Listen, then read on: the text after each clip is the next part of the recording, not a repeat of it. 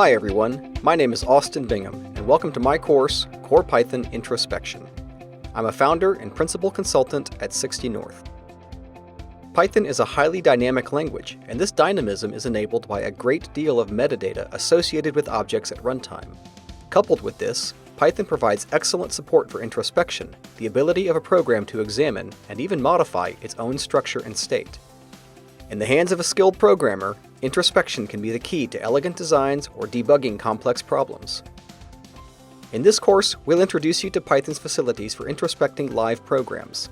Some of the major topics we'll cover include introspecting type information, introspecting objects, introspecting scopes, Python's standard library inspect module, applying these concepts to build useful tools.